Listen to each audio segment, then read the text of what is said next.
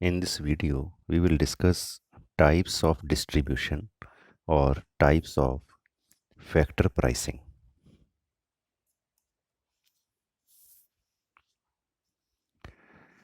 A distribution is of two types, personal and functional. What is the personal distribution? It refers to the distribution of income among different individuals. अलग अलग लोगों के बीच में country में जो country की total income है वो कितनी कितनी डिस्ट्रीब्यूट हुई, that is known as the personal distribution. Total income में से हमें कितना मिला, आपको कितना मिला, उसको कितना मिला, that is the personal distribution.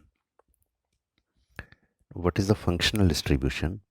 It refers to the distribution of income among different factors of production according to their functions. तो जब हम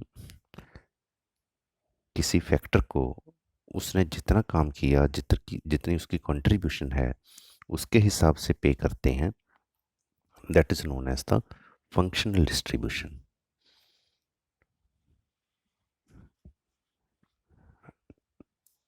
Let me discuss it in detail.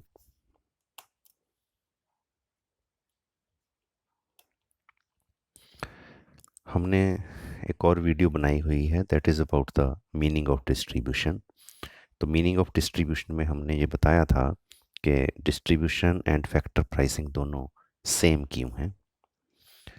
Suppose हमारी फैक्ट्री है, हमने प्रोडक्शन किया, लैंड लेबर कैपिटल को काम पर लगाया और हमने प्रोडक्शन किया 1000 का जिसकी प्राइस है 20, और जब हमने ये सेल किया तो हमें टोटल अमाउंट मिला 20,000.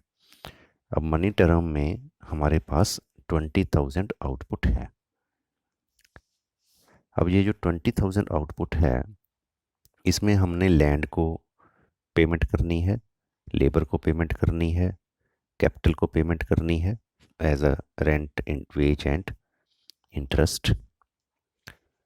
तो हमारे आउटपुट करने की प्रोसेस में लैंड की जितनी कंट्रीब्यूशन थी हम उस हिसाब से इसको रेंट दे देंगे. मान लो ये 5,000 थी.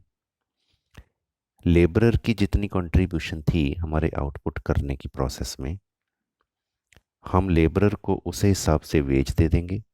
मान लो ये 6,000 था. कैपिटलिस्ट की जितनी कंट्रीब्यूशन थी, कैपिटल की जितनी कंट्रीब्यूशन थी हम उस हिसाब से उसको इंटरेस्ट दे देंगे. मान लो ये 6,000 था और हमारी जो कंट्रीब्यूशन है उस हिसाब से हमें प्रॉफिट मिल जाएगा.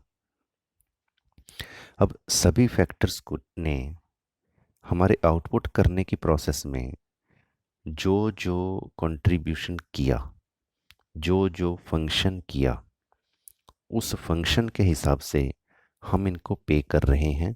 That is known as the functional distribution.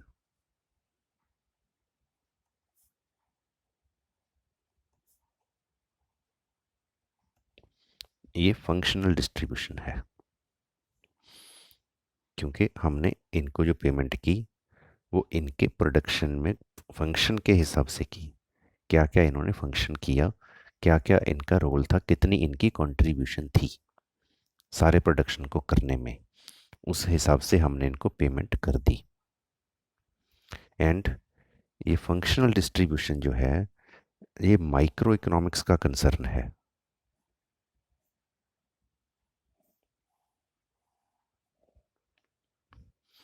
So factor pricing करना माइक्रो इकोनॉमिक्स का कंसर्न है.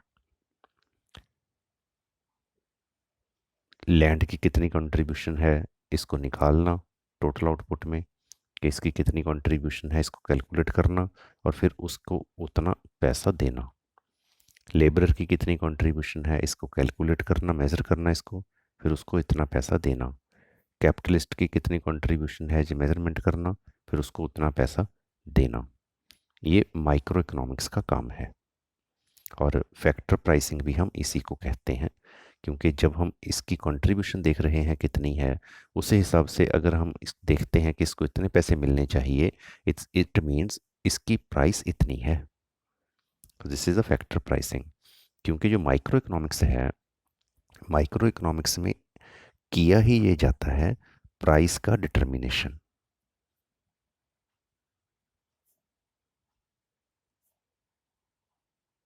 ये माइक्रो इकोनॉमिक्स का काम है, प्राइस को डिटरमिन करना, चाहे वो कमोडिटी की प्राइस हो, चाहे वो फैक्टर की प्राइस हो।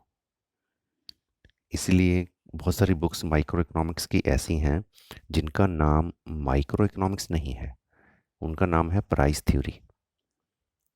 क्योंकि माइक्रो इकोनॉमिक्स का काम प्राइस डिटरमिन करना ही है। कमोडिटी की प्राइस मान लो एक्स कमोडिटी की प्राइस, और फैक्टर की प्राइस मान लो ए फैक्टर, लैंड लेबर कैपिटल कोई भी। तो this is the functional distribution. जब हम टोटल आउटपुट में से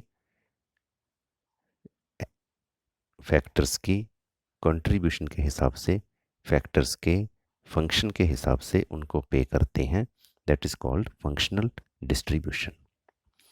अब पर्सनल डिस्ट्रीब्यूशन क्या है? हमने फैक्टर्स को माइक्रो इकोनॉमिक्स के थ्रू उनके फंक्शन के हिसाब से पेमेंट कर दी, डिस्ट्रीब्यूशन हो गई। इसके बाद अब अगर हम देखें कि लैंडलॉर्ड को क्या मिला, लेबरर को क्या मिला, कैपिटल को क्या मिला, एंटरप्रेन्योर को क्या मिला, that is known as the personal distribution.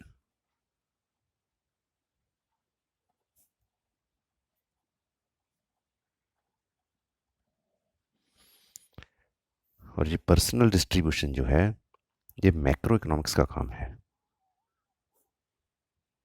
मतलब जब हम कहते हैं कि रिच पुअर का गैप खत्म करना है, रिच से इनकम लेकर पुअर को देनी है, रीडिस्ट्रीब्यूशन करनी है, इनइक्वालिटी ख़त्म करनी है, इक्वालिटी लेकर आनी है कंट्री में, तो ये सारे मैक्रो इकोनॉमिक्स के प्रॉब्लम्स हैं जो कि हमने डिस्ट्रीब्यूशन को ठीक करना है।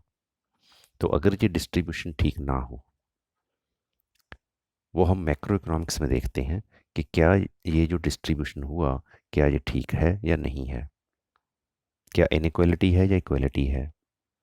तो अगर ये लगता है कि इनइक्वालिटी है, तो गवर्नमेंट फिर इस डिस्ट्रीब्यूशन को ठीक करती है through subsidies and through taxes. तो ये सब मैक्रो इकोनॉमिक्स का काम है। तो फंक्शनल डिस्ट्रीब्यूशन क्या हुआ?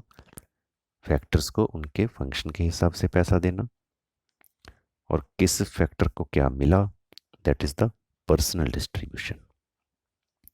So this was about the types of distribution, personal and functional. Thank you. Thanks for watching this video.